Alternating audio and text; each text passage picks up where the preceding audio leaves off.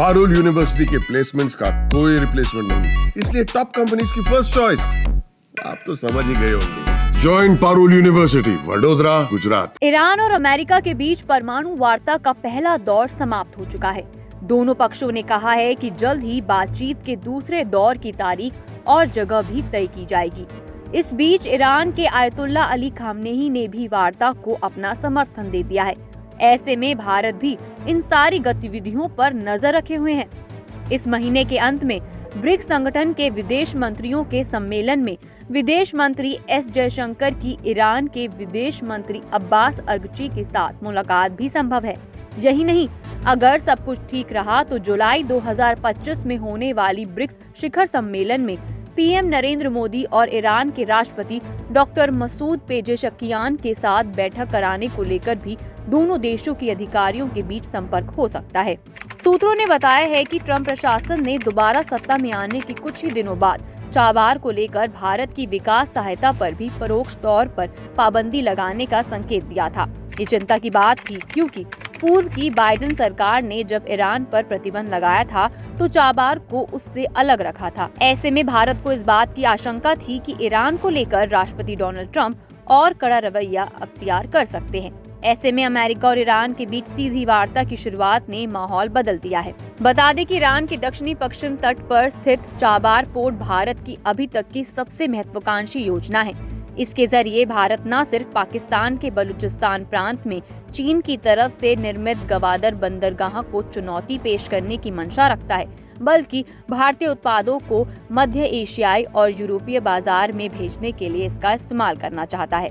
साल 2016 में भारत और ईरान के बीच तब 8 अरब डॉलर के निवेश को लेकर समझौता हुआ था। मई 2024 में भारत और ईरान के बीच चाबार पोर्ट पर एक और टर्मिनल के निर्माण के लिए समझौता हुआ था। अमेरिकी प्रतिबंधों की वजह से इसकी प्रगति बहुत उल्लेखनीय नहीं है। भारत की तेल कंपनियों के सूत्रों ने भी बताया है कि ईरान के साथ तेल आपूर्ति को लेकर बातचीत जारी है। वैसे ये तभी संभव होगा जब अमेरिकी सरकार की तरफ से ईरान पर लगे प्रतिबंध हटाए जाएंगे। ऐसा पहले जुलाई 2015 में बराक ओबामा की सरकार ने किया था। तब भारतीय कंपनियों ने अमेरिकी प्रतिबंध हटने के तकरीबन एक हफ्ते के भीतर ही पहला तेल सौदा कर लिया था। इस बार प्रतिबंध बहुत लंबा खिंच गया। पिछले कुछ समय से दोनों देशों के पेट्रोलियम सेक्टर में कोई खास संपर्क नहीं है। अब वो संपर्क फिर से स्थापित किया जा रहा है।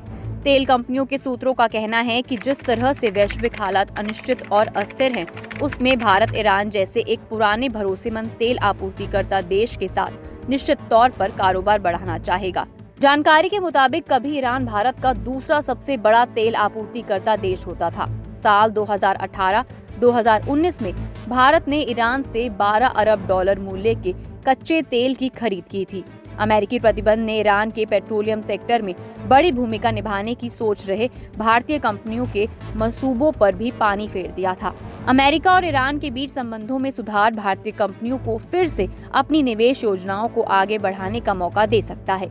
3 दिन पहले शुरू हुई अमेरिका ईरान वार्ता के अगले दौर से पहले ही अमेरिका ने इस अरब सागर में दूसरा विमान वाहक पोत उतार दिया है।